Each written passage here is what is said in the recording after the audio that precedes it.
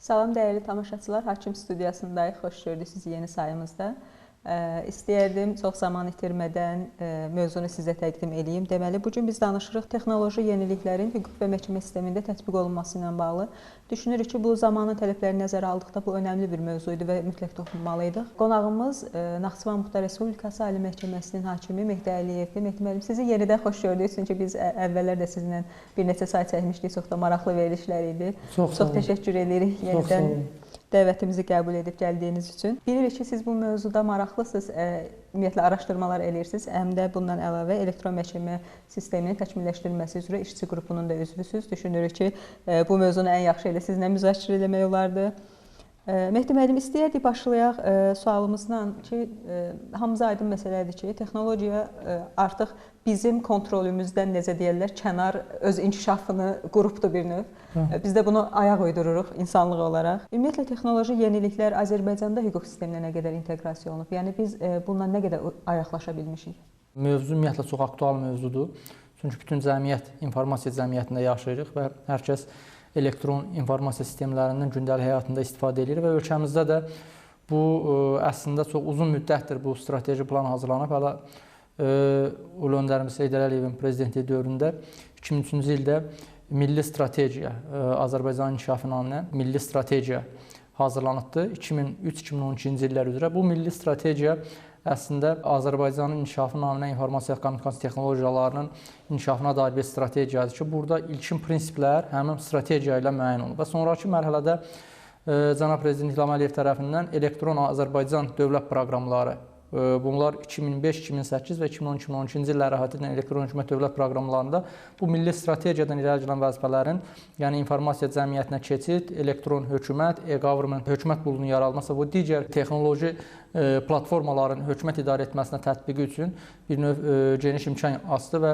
elektron Azərbaycan dövlət proqramları çərçivəsində 2012-ci ildə elektron hökumət portalı istifadə edildi. Bundan sonra ölkəmizdə ədalət mühakiməsinin, yəni məhkəmə hakimiyyətinin də elektronlaşması, ədalət mühakiməsinin digitallaşdırılması prosesinə start verildi və Cənab Prezident 2014-cü ildə elektron məhkəmə informasiya sisteminin yaradılması haqqında sərəncamından sonra bu proses daha da sürətləndi və elektron məhkəmə informasiya sisteminin yaradılmasına və geniş şəkildə ədalət mühakiməsinin digitallaşdırılmasına gətirib çıxardı və təbii ki, bu sistemlərin tətbiqinin bir məqsədi var. Bu elektron məhkəmə sisteminin ölkəmizdə tətbiqinin əsas məqsədi şəffaflıq, obyektivlik, operativlik və səmərəlilik baxımından belə də mühüm əhəmiyyət kəsb edir və burada ən mühüm məsələ məhz məhkəməyə müraciət edən şəxslərin hüquqlarının daha keyfiyyətli, daha səmərəli və daha operativ şəkildə müasir dövrün çağırışlarına uyğun şəkildə müdafiəsindən ibarətdir və hazırki vəziyyətdə artıq elektron məhkəmə informasiya sistemi fəaliyyət göstərir, bu daimi təkmilləşdirilir, burada artıq bütün məhkəmə iclasları elektron informasiya sistemləri vasitəsilə, yəni müraciətdən tutmuş, vətəndaş elektron müraciət edir, məhkəmələrdə işlər hakimlər arasında elektron bölüşdürülür, proseslər audio-video çəkilişlə həyata keçirilir, tərəflərə SMS bildiriş vasitəsilə məhkəmənin yeri vaxtı barədə məlumat verilir, onların elektron kabinetlərinə bütün qərarlar yerləşdirilir və bütün sübutlar, sənədlər elektron kabinet üzərindən izlənilə bilir. Həmçinin məsafədən, uzaq məsafədən insanlarla əlaqə imkanları yaradılır. Yəni, bu çox geniş bir, belə deyək də, sahədə bundan saatlarca danışmaq olar, onu çox geniş toxunmaq istəmirəm. Və həmçinin bu prosesin davamı kimi artıq bilirsiniz, bu Cənab Prezidentimiz tərəfindən süni intellektin inkişafına dair bir strateji xəritə hazırlanıbdır 2025-2028-ci illər üzrə. Artıq qarşıda duran ən böyük çağırışlardan biri də məhz elektron məhkəmə informasiya sisteminin, ədalət mühakiməsinin həyata keçirilməsində digital sistemlərin tətbiqi ilə bağlı süni intellekt dəstəklərinin əlavə olunması və süni intellektin köməyindən istifadə etməklə vətəndaşlar üçün ədalət mühakiməsinin daha əlçatan və daha keyfiyyətli şəkildə həyata keçirilməsinə töhfə verməkdən ibarətdir.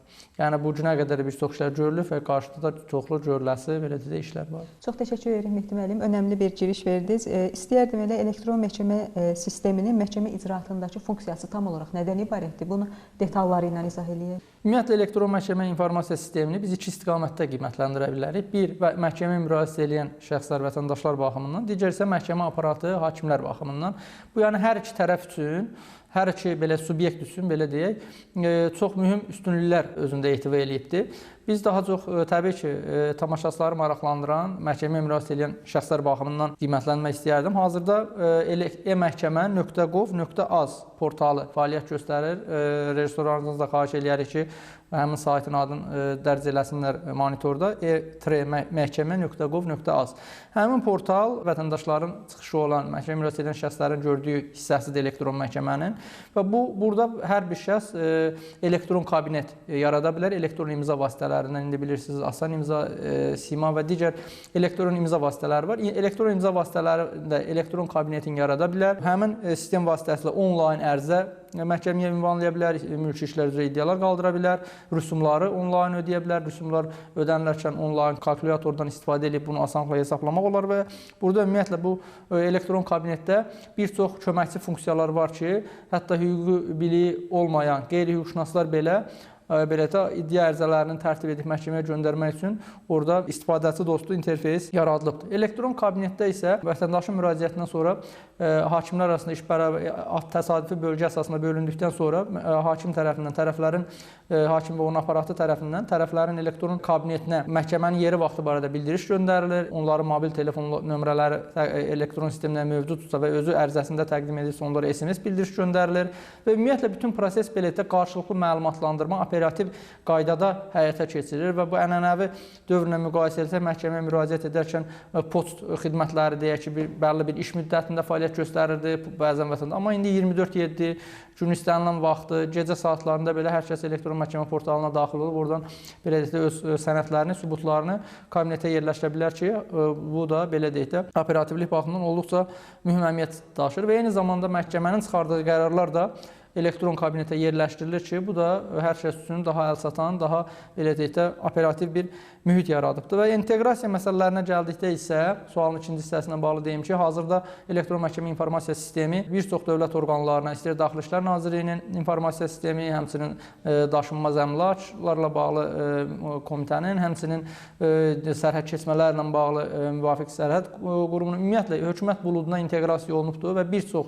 məlumatlara hakimin çıxış imkanı yaradılıb ki, bu da nəyə xidmət edir? Əvvəl ənənəvi qaydada tərəfin sorğusu ilə hakim sorğu vermək, bu müəyyən qədər vaxt alırdı, bir neçə həftələr, bəya ayla çəkirdi. Lakin hazırda real rejimdə tərəfin müraciəti ilə hakim şəxsin barəsində istənilən məlumat, istər daşınmaz əmlak, sərhəd keçmələr, əlaqə nömrələri və digər belə deyək hökumət bulunduğu olan digər məlumatlarını qısa zaman ərzində sorğulayıb, əldə edib belə deyək işə obyektiv baxılmasını təmin edə bilər. Və bu inteqrasiya mərhələsi davamlı prosesdir. Bu gün də davam eləyir. Yeni qoşulmalar həyata keçirilir və bütün bunların da məqsədi ədalət mühakiməsinin qısa müddətdə operativ keyfiyyətlə həyata keçirilmək, süründürməsizlik və gecikmə hallarına yol vermədən, belə deyək də, gecikmiş ədalət ədalətsizliyə bərabərdir deyiminə uyğun olaraq qısa müddət ərzində ədalət mühakiməsinin həyata keçirilməsini təmin etməkdir. Siz artıq qeyd elədiniz ki, elektron məhkəmə informasiya sistemi vasitəsilə vətəndaşlar, yəni günün istənilən saatı öz evlərinə yaxud da internetə və həmin sistemə çatımlılığı olan istənilən məkandan öz prosessual hərəkətlərini eləyə bilərlər. Amma biz bilirik ki, indiyə qədər işlər kağız daşıyıcılarda aparılıbdır və hələ də o davam edir. Yəni bu necə deyirlər, paralel şəkildə davam edirmi? Onu bilmək istəyərdik. Yəni elə bir vətəndaş ola bilər ki, onun üçün elektron sistemdən istifadə etmək çətin ola bilər, elektron savadlılığı az ola bilər, yaxud da ümumiyyətlə əlində elə təchizatı olmaz, aləti olmaz. Həmin şəxslər kağız daşıyıcılar vasitəsilə mümkündür ki, müraciətlərini eləsinlər, yaxud da portalla müraciət edirsə hansı qaydada eləməsi lazımdır? Çox mühüm məsələyə toxundunuz. Biz bugün ədalət mühakiməsinin digitallaşdırılmasına tam gücü ilə dövlətimiz qoşulubdur və deyim ki, bu sahədə çox öndə olan ölkələrdəndir dövlətimiz. Bir faktı deyim ki, Avropa Şurasında 2021-ci ilin statistikasına görə elektron məhkəmə informasiya sisteminə ən çox yatırım eləyən investisiyanın məhkəmə büdcəsi baxımından dövlətdir Azərbaycan. Yəni bu baxımdan səylər var. Lakin digitallaşma eyni zamanda ədalət mühakiməsinin əlçatanlığa da tam mane olmamalıdır. Yəni nəzərə alsaq ki, məhkəməyə müraciət edən şəxslərdə yaşlılar var, informasiya texnologiyalarından istifadə edə bilməyən insanlar var. Yəni bu baxımdan bir növ bu ədalətli balansı gözləmək üçün hələ ki düzdür, mülki prosessual məcəllələrimizdə qeyd olunub ki, iddia elektron verilir, lakin kağız daşıyıcıda verilən ərizələrin geri qaytarılması hələ ki nəzərdə tutulmayıbdır. Buna görə də hazırki dövrdə iddialar həm deyək ki, elektron informasiya vasitələri, həm də kağız daşıyıcılarla ənənəvi qaydada post vasitəsilə təqdim oluna bilər. Lakin biz təşviq edirik elektron sistemi, çünki bu operativlikdir, həm elə vətəndaşın özünün mənafeləri baxımından, müraciət edən şəxsin mənafeləri baxımından, lakin hər bir halda dediyiniz kimi o keçid prinsipi saxlanılıbdır. Lakin apellyasiya instansiya və kassasiya instansiyalarına müraciət zamanı artıq elektron müraciət tələb olunur. Çünki artıq birinci instansiya məhkəməsi bir növ vətəndaşların ədalət mühakiməsinə giriş qapısıdır. Yəni bu giriş qapısını tam elektronlaşdırmaq biraz əlçatanlığa maneəsilik törədər, amma yuxarı instansiyalar baxımından artıq bir növ o müraciət edən şəxs də müəyyən təcrübə qazanır, elektron məhkəmənin mövcudluğu. Yəni bu baxımdan artıq apellyasiya və kassasiya şikayətləri yalnız elektron qaydada verilməlidir və elektron qaydada verilməyən kassasiya, apellyasiya şikayətləri, yəni məsələn, Naxçıvan Muxtar Ali Məhkəməsinə, şəxs rayon məhkəməsinin və ya ixtisaslaşmış məhkəmələrin qərarlarına şikayət edirsə, bunu elektron qaydada etməlidir. Çünki kağız daşıda veriləcəyi halda bu geri qaytarır. Lakin birinci instansiyalara müraciət kağız daşıyıcıda hələ ki, belə deyək də, mümkündür və qəbul olunub icraata baxılır. Bəs portaldan istifadə eləmək üçün İstifadə ilə bağlı portal etreməhkəmə.gov.az portalıdır. Hər bir şəxs daxil olub, burada qeyddən keçib, orada istifadə qaydaları da portalda yazılıbdır. Çox asan bir sistemdir. Yəni qeyddən keçib hər kəs məhkəmənin seçib, iddia növünü seçib, orada müraciət formalarından istifadə edib, istənilən tələb pul tələbi, əmlak tələbi, vərəsəli münasibətləri, ailə münasibətləri, aliment və digər bütün kateqoriyadan olan işlər üzrə belə deyək də müraciət eləmək imkanı həmin portalda yaradılıbdır. Elektron imza vasitələrindən daxil olub, qeyddən keçib, ərizəsini yerləşdirir və bütün məhkəmə prosesi icraatı boyu belə deyək də məhkəmə proseslərindən dərhal məlumat almaq imkanına sahib olur. Mehdi müəllim, biz artıq danışdıq ki, işlərə paralel qaydada baxılır, yəni həm kağız daşıyıcıda, həm elektron formada. Ayşə xanım, bir məsələni qeyd edeyim. Yəni kağız daşıyıcıda müraciət edən şəxs müraciət etsə belə, onun kağız daşıyıcıda verdiyi iddia məhkəmə aparatı tərəfindən elektronlaşdırılır. Yəni bütün işlər sonda elektron məhkəmə informasiya sisteminə daxil edilir. Şəxs özü də bunu elektron qaydada skan edib göndərə bilər. Evindən məhkəməyə kağız daşıyıcıda versə belə, məhkəmə aparatı tərəfindən, kargüzarlıq xidməti tərəfindən həmin sənədlər elektron sistemə belə də yerləşdirilir. Yəni hər bir halda sonda bu iş elektron versiyası olur. Elə yaxşı qeyd elədiniz, sonda bu iş elektronlaşır. Amma bir məsələni deyim. Yəni şəxs özü onlayn göndərən, onun artıq elektron kabineti olduğuna görə məhkəmə istənilən qərar qəbul edən kimi onun kabinetinə həmin məlumatlar gedir. Lakin dəftərxanaya təqdim olunan ərizəyə görə iş elektron qeydiyyatda düşsə belə, şəxsin özü elektron kabinet yaratmadığı üçün məhkəmə bildirişləri və sənədləri onun elektron kabineti olmadığına görə kabinetə yerləşdirilə bilmir. Ona görə biz həmişə təşviq edirik ki, hər kəs məhkəməyə müraciət etsin, kabinet yaratsın ki, yəni bütün qərarlar, bildirişlər onun elektron kabinet yerləşsin, istənilən vaxt evindən belə çıxmadan həmin sənədləri, bildirişləri əldə edə bilirsiniz. Bəli, həm də bu orada mənə elə gəlir ki, önəmli məsələlərdən biri, bəzən məsələn kağız daşıyıcıda göndərilən bir sənəd yalnız bir nüsxədə göndərilir, amma onun kabinetində olan bir sənədi artıq bir neçə dəfə istifadə edə bilər, itdiyi halda götürə bilər. Bu da önəmli bir məsələdir. Elə siz dediniz ki, işlər hər bir halda elektronlaşır. Bəs bu prosesin özü hər bir halda elektronlaşacaqmı? Yəni hər bir halda biz artıq kağız daşıyıcıdan istifadə edib işi tamamilə elektron formada aparacaqmı? Belə bir perspektiv görünürmü? Belə bir şey olduğu halda sübutlarla bağlı məsələ sual yaradır. Bəzi sübutlar var ki, bunlar maddi sübutlardır, yəni əllə tutulan sübutlardır. Bunların elektron bir iş içərisində təqdim olunması məsələsi necə həll olunacaqdır və bununla bağlı da elektron sübutların qəbul edilənliyi ilə bağlı hüquqi yanaşma necə gözlənilir? Çox aktual məsələyə toxundunuz. Düzdür, bu gün elə işlər elektron məhkəmə sistemi həyata keçirilsə də işlər kağız daşıyıcıda tərtib olunur. İşin həm elektron versiyası var, həm də kağız daşıyıcıda tərtib olunmuş. Yəni şəxs elektron müraciət etsə belə həmin müraciət çap olunur, iş kimi tikilir. Özü təqdim etsə də yenə də iş kimi tikilir. Elektron qayda ilə kağız daşıyıcıda mövcuddur və bu gün məhkəmə şurası tərəfindən ən mühüm prioritetlərdən biri də növbəti mərhələdə ümumiyyətlə kağız daşıyıcıdan tam imtina edib yalnız elektron. Yəni məhkəməyə müraciət kağızla da olsa, elektron da olsa, işin tam elektronlaşdırılması və ümumiyyətlə kağız daşıyıcıdan belə də imtina etməsidir. Bununla bağlı təbii ki, mütərəqqi təcrübələr də var. Onlar öyrənilmə mərhələsindədir və gələcəkdə artıq elektron prokurorluq informasiya sistemi də yaradılır. Bilirsiniz ki, indi məhkəmədə tək mülki işlərə baxılmır, cinayət işlərinə də baxılır. Gərək indi istintaq da elektron qaydada gedər ki, məhkəməyə də bu elektron qaydada gələr. Yəni bu baxımdan artıq elektron prokurorluq layihəsi də davam edir və bütün bunlar gələcəkdə ona yönəlib ki, məhkəmədə işlər tam elektron, istər cinayət işləri olsun, istər mülki işlər olsun, kağız daşıyıcıda yox, elektron formada yalnız olsun və deyim ki, bəzən ola bilər ki, insanlarda sual yarana bilər ki, bu nə dərəcədə etibarlıdır? Mən sizə deyərdim ki, elektron daşıyıcıda saxlanma kağız daşıyıcıdan daha etibarlıdır. Çünki ölkədə məsələn elektron məhkəmə sistemi üzrə bir neçə server vardır. Yəni bir məlumat bir serverdə saxlanılmır. Onun nüsxələri kopyalanıb bir neçə serverdə depolanır və bir serverdə hətta belə deyək də bir bədbəxt hadisə baş versə belə, bir yanğın hadisəsi olsa belə, yenə də digər serverlərdə o məlumatlar saxlanılır. Amma kağız daşıyıcıda təsəvvür edin ki, məhkəmənin arxivi hər hansı bir bədbəxt hadisə baş verib, yanğın olubdur. Bu halda o kağız daşıyıcı artıq sıradan çıxır. Yəni bu baxımdan əslində elektron daşıyıcıda saxlanan məlumatlar daha etibarlıdır, nəinki belə də kağız daşıyıcıda saxlanan məlumatlar. Bununla bağlı artıq layihələr var. Ümumiyyətlə, tam elektronlaşma ilə bağlı müxtəlif ölkələrdə müxtəlif pilot layihələr vardır, uğurla sınaqdan keçirilir və ölkəmizdə də bu perspektiv vardır. Artıq bilirsiniz ki, distant məhkəmə iclaslarının keçirilməsi də nəzərdə tutulur. Ümumiyyətlə, protokolların, məhkəmə protokollarının elektronlaşdırılması, yəni audio-video yazı çəkildiyinə görə artıq o protokoldan imtina məsələləri, yəni bunlar hamısı gündəmdə olan məsələlərdir.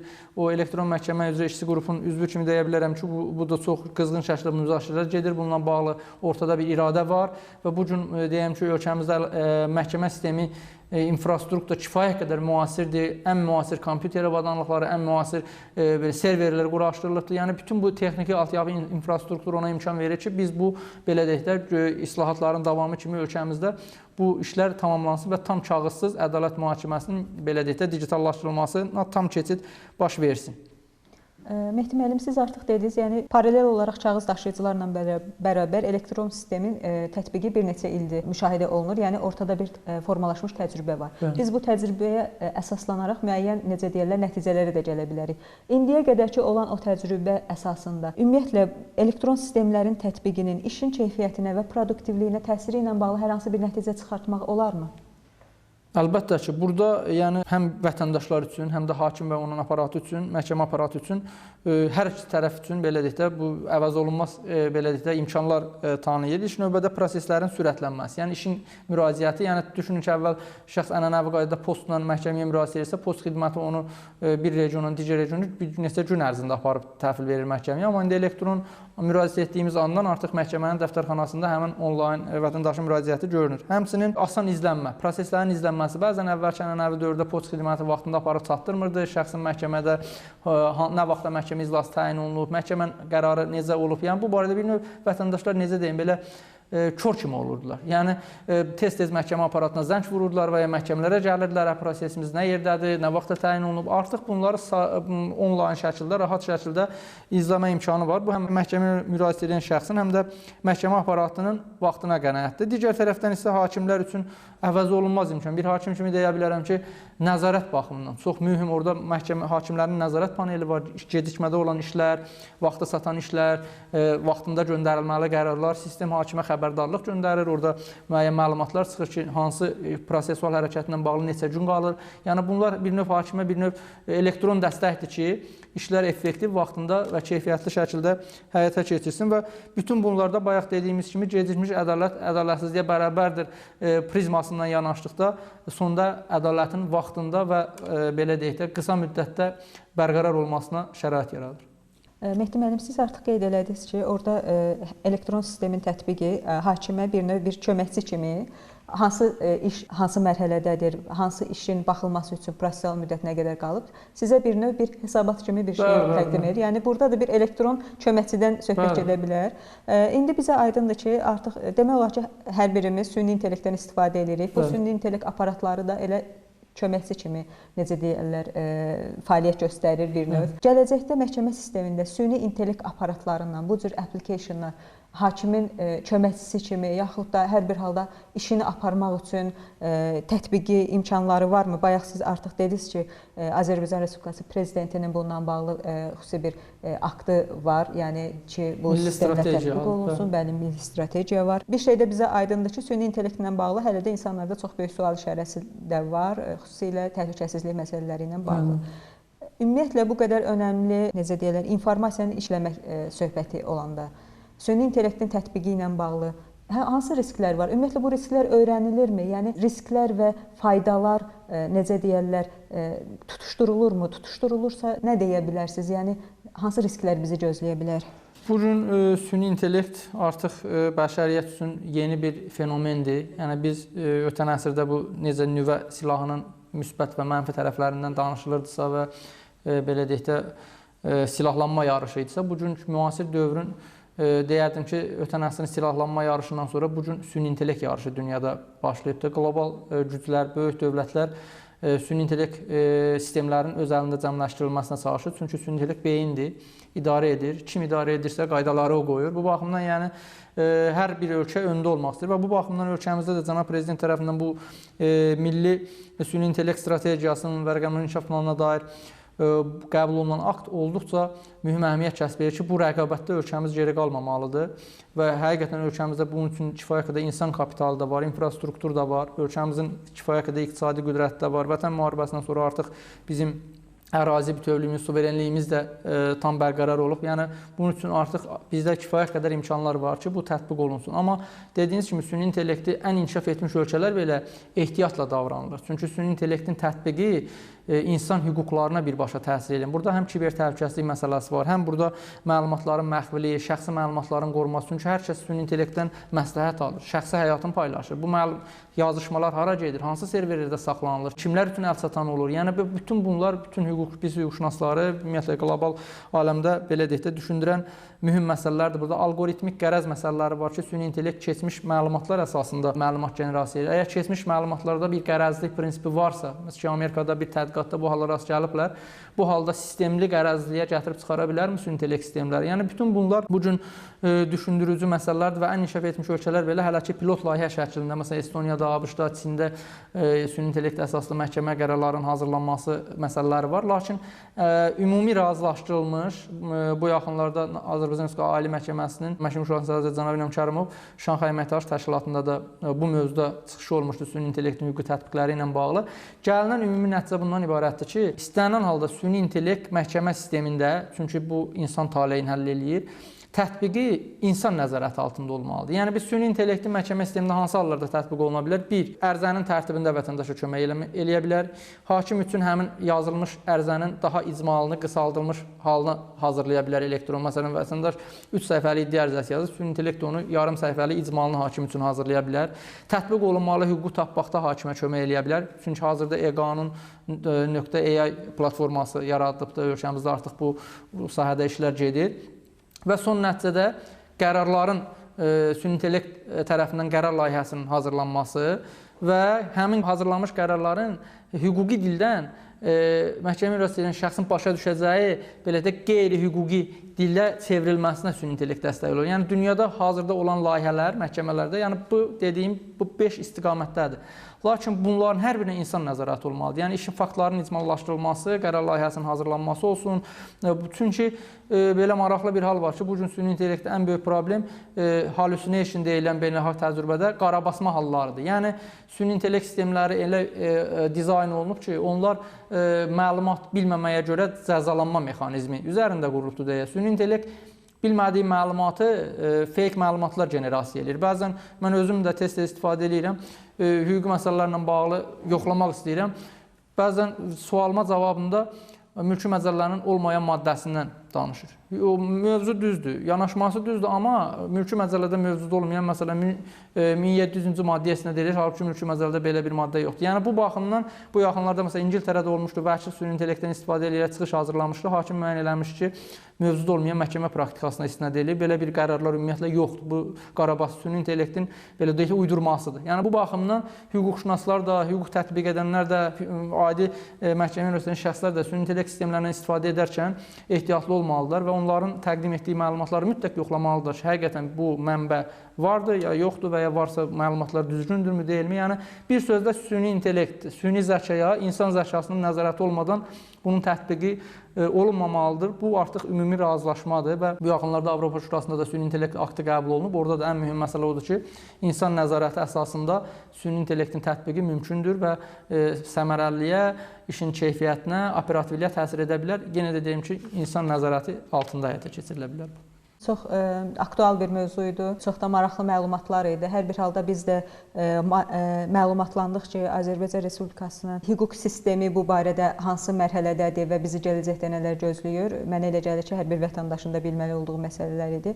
Çox təşəkkür edirik bir daha. Həm zaman ayırdığınız üçün, həm belə detallı məlumatlar təqdim etdiyiniz üçün. İstəyərdim dəyərli tamaşaçılarımıza bir də qonağımızı və mövzunu təqdim edeyim. Deməli, bizim bugünkü qonağımız Naxçıvan Muxtar Respublikası Ali Məhkəməsinin hakimi Mehdi Əliyev idi və mövzumuz texnoloji yeniliklərin məhkəmə və hüquq sisteminə tətbiqi ilə bağlı idi. Zaman ayırıb bizi dinlədiyiniz və izlədiyiniz üçün təşəkkür edirik.